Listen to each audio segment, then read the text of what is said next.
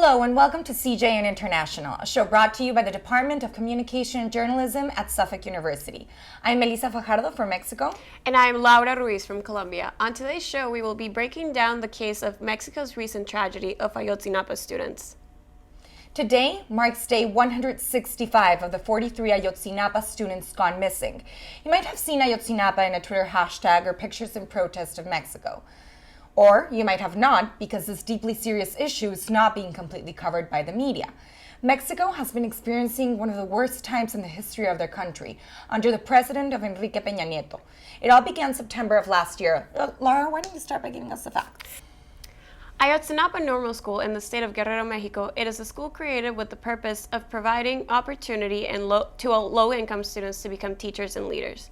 On September 26th of last year, around 100 Ayotzinapa students entered the city of Iguala in buses to protest education reforms. The mayor, Jose Luis Abarca, orders police to arrest them.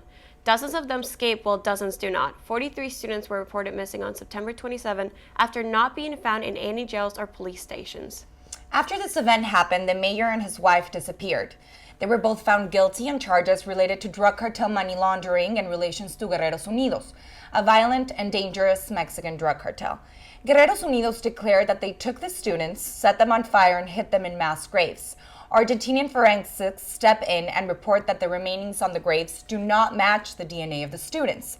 Shortly after, Ángel Aguirre, the governor of Guerrero, resigns. Questions remain unanswered. The families of the students cry for justice and cling to hope for Mexico's missing 43. Thousands of people take the streets of Mexico City and major cities worldwide in solidarity for Ayotzinapa. Officials announced in a press release that students were likely killed by drug cartel executioners, yet there is no concrete evidence. On November 8 of last year, protests began to turn violent for the first time.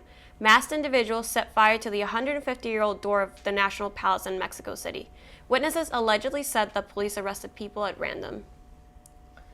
The president delivers a national address on November 27, where he proposes a plan of judicial reform. The citizens find the plan dull and do not trust that the reform will go forth, as many other proposals from the president. Things continue to go downhill. On December 5th, Mexico City's police chief resigns. The next day, officials confirmed the death of 19-year-old Alexander Mora, one of the missing students. 42 students remain missing. In January of this year, Mexico's Attorney General Jesus Murillo Caram declared without any legal evidence the students were deceased and closed the case. Murillo resigned on February 27. Their families and many others are skeptical about the investigation and the lack of evidence and plan to protest in at least 45 U.S. cities for the vanished. The families are angry at the government, and the tragedy has become a well-deserved PR disaster for President Enrique Peña Nieto's government. Mexico disagrees on how the president is handling the case, as he seems to forget that the innocent students are still missing. This raises many more questions of the way Mexico is being governed. The Ayotzinapa case has become more than a tragedy. The fate of these students is a symbol of the corruption and violence that goes unpunished in Mexico. After this short break, Mexican student Fico Bernaldo will be in the studio for a further discussion on the topic. We'll be right back, guys. Don't go anywhere. It's a beautiful day out here, sunny today with light breezes, giving way to clouds in the afternoon. We could see some light precipitation to moderate precipitation later on, followed by powerful storm-like conditions. 90 miles per hour winds are expected. Authorities are asking everyone, stay indoors. Come on, that's it, let's go.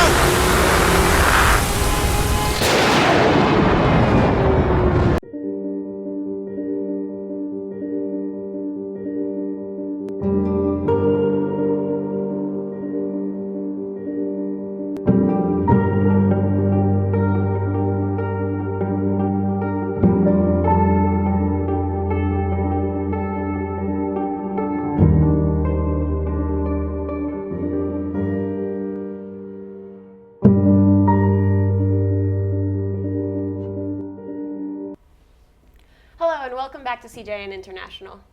We're here with Fico Bernaldo de Quiroz. Fico, thank you so much for being here with us today. So, what are your thoughts on how the government handled Ayotzinapa? You know, I really think that they handled it very poorly. I really don't know who's behind the president's PR, but he did a horrible job. That being said, the government's actions have been they baffle me. You know, it's been horrible. I really don't see the presence. I don't see them taking action at anything. It's incredible. I mean, how is it possible that with today's technology and the manpower that the government has, they just have not found 43 people? Yeah. You know, it's not that Mexico is the whole world. It's not like you're talking about Siberia. It's a limited country. There's so much borders and there's so much you can do. I mean, they're telling the people that over 10,000 agents have gone into finding the students. They bring people from Argentina. They send forensics to Austria, and still we don't know. It's been 6 months today. It's crazy. So, what do you think is the biggest mistake Peña Nieto has made over this presidency? You know, it's hard to say. I feel like the problem is not him. Mm-hmm. It's the fact that we returned to a perfect dictatorship, right, which is the return of PRI after a 12-year hiatus of no PRI. Mm-hmm. Became PAN came in. PRI's a party. PRI's a party, the Institutional Revolutionary Party of Mexico, and now it's back. And it came with its worst form, which is Enrique Peña Nieto, and I think that the worst thing he has done, it's the cynicism, because I mean, you're telling me that you bought an $8 million house, but it's not yours, and then you blame it on your soap opera actress wife, who bought this house in less than a year with $8 million. With the money of the government. No, and I want to let the viewers know about our president and exactly the cynicism you said. Please talk about the time. Do you know when he was at the book fair? Oh, of course. He had we're dealing with a president who doesn't read. One, seriously, he was at a book fair. Do you want to tell a little bit about that? Yeah, I mean, he was asking it's just again the cynicism. He launched a book. He was presenting a book at the International Fair of the Book in Guadalajara, the state of Jalisco, and he was asked, "What books are your favorite?" Right, and first of all he said that he had read. I think it was La Silla del Poder by Krause. Mm-hmm. And the author and both the name of the book, non-existent. And then further on, he stated he got very nervous, and then he said that he had read the Bible. But then he went on by saying that he had read bits and parts of it here and there of the Bible. You know, so he can't back himself up. No. Yeah. Going back to what the Ayotzinapa students, what do you think has been the worldwide impact for it? I mean, it was at one point amazing. It did cause an uproar, but then it ceased. You know, it seemed like it was just a story. You know, it went into Wikipedia pages, and that's where it is. I don't think that there has been any action that has cause for change. Actually, the president was just in London, and even people in the United Kingdom. Because he seems so happy and he's with the Queen and waving and smiling. Everybody seems to forget that this is just not a story. These students are still missing. Yeah, it's an ongoing thing. And so people in the UK actually were with signs, Ayotzinapa, to remind them that this case can just be closed and bye-bye. So what do you think has been the students' response to this and people in the outside, kind of going back to all the protests that are going on right now? Yeah. Have you been part of any activities? Yes, I mean, I've been to a couple of protest vigils here in Boston. I've also been very vocal when I'm back home of both the president and the current state of things, which are horrible. And now that you bring the students, the overall reception of the president, actually yesterday they did a poll by the periódico Reforma, and it came out that 78% of students in Mexico disapprove of the current government, which is no surprise. You know, it's just the level of cynicism, impunity, corruption that our country lives, it's out of the charts. Completely. What are your thoughts for the future of Mexico? You know, I just hope for a Mexico that where the PRI is nothing but a bad dream, you know, just a scar in the country's history. I really do hope that the Mexican citizenship, they come together, regardless of social standpoint, economic background, religious, race, just for them to fight for a just cause, you know, one in which we can build a country that we deserve.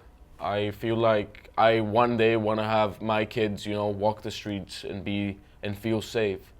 I just hope for a Mexico in which our cities, our kinmen don't have to. There's a lot of potential too. It's a country with a lot of potential. I just wish that our own people don't have to cross a river in search for a job that they cannot obtain in their own country. Right. Yeah, That's true. completely true. Yeah. That's good, Fico. Thank you so much for Thank being you. here.